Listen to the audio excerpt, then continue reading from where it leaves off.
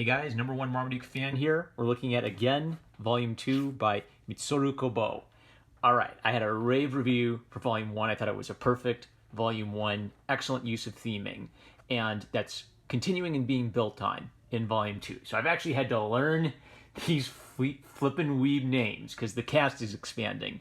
And as the cast is expanding, Kubo is actually doing a good job of keeping her characters separate, having their traits relate to one another, and have all of them fit into the overarching theme.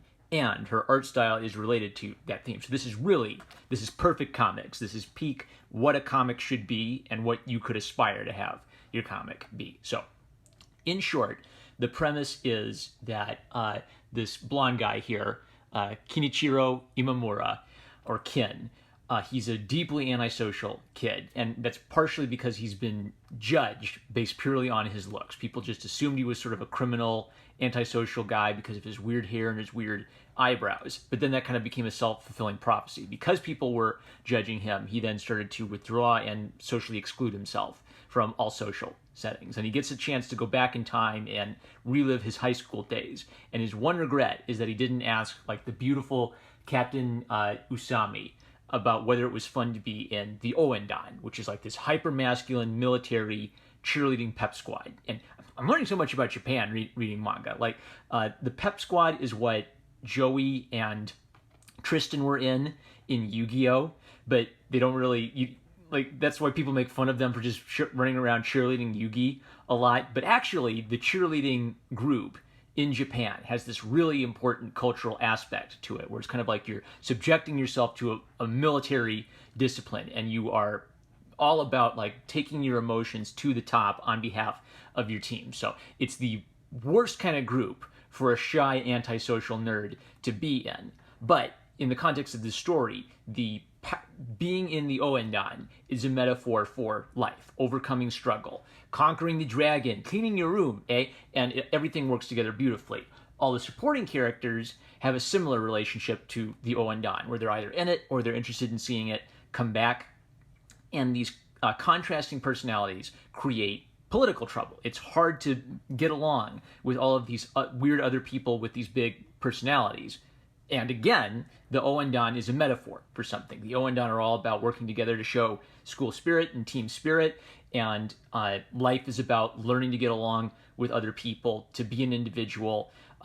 You can't go be a lone wolf on the other side. You can't sacrifice your individuality on the other side. And the visuals are all reinforcing that. All right, so I just want to talk about things as they come to me. So one of the key things about this is secondary characters reinforcing the main theme of Kin's story. So this guy, Okuma, is a foreigner, and so he'll say like terrible swear words in English, and he says that, oh, well, hugging someone wouldn't be inappropriate overseas, but it is inappropriate in Japan. So he comes off as like a sexual harasser, and Captain, Usami will punish him with like, blunt force trauma every time he forgets to respect her boundaries, right? So he's a character who is really enthusiastic. He's got a lot of over-the-top energy that makes him good for a group like the Oendan.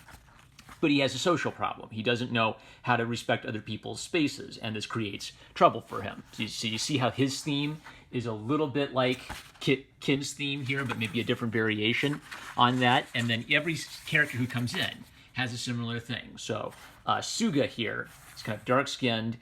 He's a big martial arts guy. He was a cheer sergeant, so he would lead the cheers, and he had the loudest voice. So he's a big, alpha male type guy, and he'd be kind of like second in rank to Captain Usami. Well, Suga resents a girl being in charge of this team when he feels like he's better at the Oendan than her.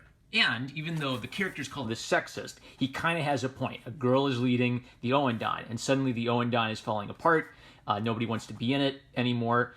Captain Usami has she's an admirable character, but she's a character with deep personality flaws. And so Captain Usami's personality flaws have essentially broken down and whittled down the Oendan almost to nothing.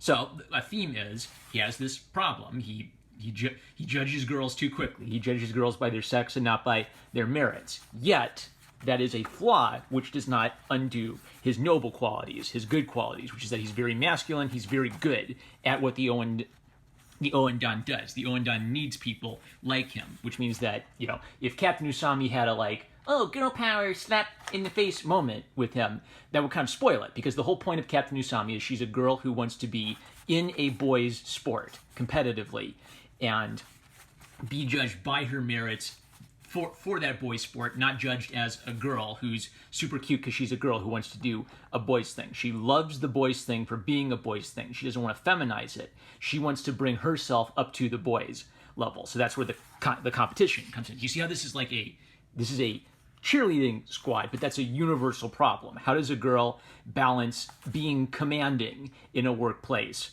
without becoming, the B word in a workplace? Well, they're kind of related. The qualities of being a dick or being a B word are very related to the qualities of being assertive, of standing up for yourself. So how do you balance those two things? So yeah, I like that there's a sexist, and his sexism isn't presented as like a thing which erases all of his other characteristics. It's presented as a social problem he has, in contrast to his good qualities. Kenichiro, here's another neat thing about this, just from a plot perspective. What are two annoying things a book could do? Well, one is nothing ever happens. They just keep floating around, and the status quo always stays the same, and nothing ever changes or moves forward. And another annoying thing might be it advances too quick and they solve all the plot points. So now what are they supposed to do? They got to make up some kind of brand new plot point out of whole cloth. And this is doing a beautiful job of having the plot continue to advance while not having things wrap up in 30 minutes. So Kin's problem is he wants to bring the Oendan back. He wants to keep the club from dying, even while not being sure he wants to do it himself. So far, he's had actually no success. He tried to join it, and then Captain Usami, because she's judgmental, judged him as not being committed enough and kicked him out because he insulted her pride. So it takes about a volume and almost all of volume 2 just for them to get the Oendan back together. And that's even before they start doing any kind of competitive stuff. So he couldn't just solve the club is falling apart problem in 30 minutes. It took a big, long chunk of time for him, where he's forced to realize that just because he wants the Oendan to come back, there are social problems which contribute to it falling apart that you can't just undo overnight. So their initial plan is, well, let's use the cute girls as honeypots, and they keep that's a great running gag. And so they try to convince all the boys to come along and hear what they have to say, so they can try to persuade them to join the Oendan. They're not interested until Captain Usami is willing to apologize and let them back in. Essentially, you can't join it if the captain won't let you join it. Masaki Okamoto used to be the vice captain, and he's kind of soft. He's kind of a genteel boy, but he's very good at gathering information, and he's very good at being socially gracious. So he'll be the calmest one. He won't lose his temper as easily. He's really good at diffusing intense situations. So even though the Oendan is this really hyper-masculine thing, you can see how a presence like his would keep them sane and keep them from flying off the handle all the time. So every character adds something. So Kin's problem is he knows what he wants to get, but he's having almost no success getting there. So his bright idea is to kind of use an antisocial head game tactic. He gathers them all together and says, "You will help me destroy the Oendan," which is a great subversion of the audience's expectations. He's supposed to be getting them together, right? So what's his plan? He explains that when he was a little kid, he would be histrionic and a drama queen as a way of freaking out his bullies. So the bullies would come and try to pick on him. He'd start slamming his head on the table and say, "I guess I should die." And that'd get in their head, and they'd get this guy away from me. So you can see how, even though Kin is a nice guy and a smart guy, he does have some severe social problems, and he can't quite see this yet, and everyone else can kind of see that about him. But his plan kind of works. They all get annoyed because they feel like someone's trying to take apart the Oendan. They're all fine just standing aside and watching the Oendan die, even though none of them wants the Oendan to die, because none of them are brave enough to kind of have the chutzpah to step forward and save it. So he's trying to shame them into saving it. Now, meanwhile, the evil cheerleader has this plan to destroy the Oendan because she's sick of having to take orders from Captain Usami. So she's gonna give Usami germs. She's such an evil character, and she's so subtle. I love I love Mitsuru Kubo so much. She's a female mangaka, and she has a really great sense of making a boys manga that boys would like. It's got all this like action and energy and masculinity that boys would like, but she has really subtle girl characters with contrasting personalities. She's just nailing everything. So here's an example of Captain Usami being judgmental. She's blaming other people for things not going right with the Oendyne, and her strategy isn't working. She's just hoping she can inspire people to be in the Oendyne purely by her commitment to it, but she can't see how, because she's so committed to the traditions of the Oendyne, she's judging everyone. She's not being a good leader at this point. She's preventing what she loves to. She's killing the thing that she loves, and that's the tragedy of the character so far. I just thought this was a sweet little subtle moment where the three friends, Reo, Akira, and Okuma, show up to help make plans with Kenichiro, and his mom just cries because he finally has friends. Oh, that just hit me right there. So Akira has been dragged along back in time along with Kenichiro, and she's a contrast. Kenichiro had a horrible high school experience. This is his chance to relive it and fix it. Akira had like a magical high school experience, and ever since she's come back, she's sort of been screwing it up and has actually become socially outcast. So she's having the exact same problems happen to her that happened to Kenichiro, but now that she and Kenichiro are kind of like part of a friend group, she wants to help him make that change happen too. It's almost like her social, even though she's lost her friends, she hasn't lost all opportunities, and that's the theme that keeps coming back. I highlighted this page because this is an important illustration of the drawing has to show the energy and the emotion. So if you think about it, like what's so cool about being in a pep squad? It's kind of cheesy, it's all cheerleading. Well, the way the artist sells it is through drawing. The drawing makes you feel the emotion the characters are feeling as they are cheering and giving all of their heart to it. This feels as exciting as a big over-the-top fight scene. And it's as good as any over-the-top fight scene because the way that good over-the-top fight scenes make you feel something is you connect with the characters, you connect with the emotions, you understand it, you feel it in your gut. So it can be a fight, it can be a game of chess, it can be cheerleading. A good artist can sell that to you with energy and emotion and getting you in kind of into the perspective of the characters. When the mom talks about what the Oendyne meant to her, this is really important because this is giving us a older generation's perspective on a traditional thing. The kids kind of think the Oendyne's weird, they don't know why it's around anymore, and what she basically explains is they were essentially almost like these lawless, really cool, nearly criminal kinds of guys who were just completely over the top in their love of the school, and therefore their enthusiasm became infectious. They were able to do something that very few people are able to do, and that's completely let go in a public setting. Let's see. So at the cheerleading practice, the cheerleaders, the baseball team, the band, and the Oendyne are all supposed to work together. And Captain Usami is sick because she's been poisoned by the cheerleaders. So what's going to happen? Are they going to cancel the Oendyne?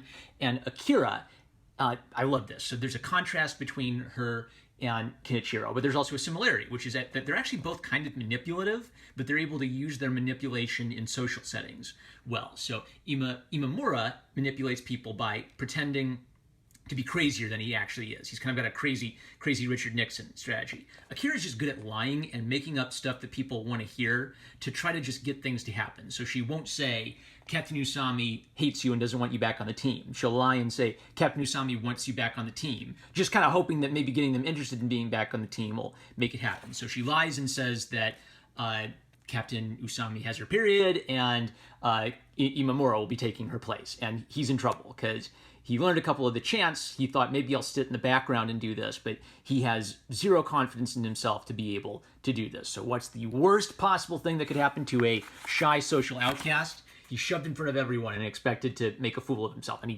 he's completely humiliated, and he feels terrible. Man, that hurts. So the relation is the worst possible thing that could happen to the protagonist happens to the protagonist.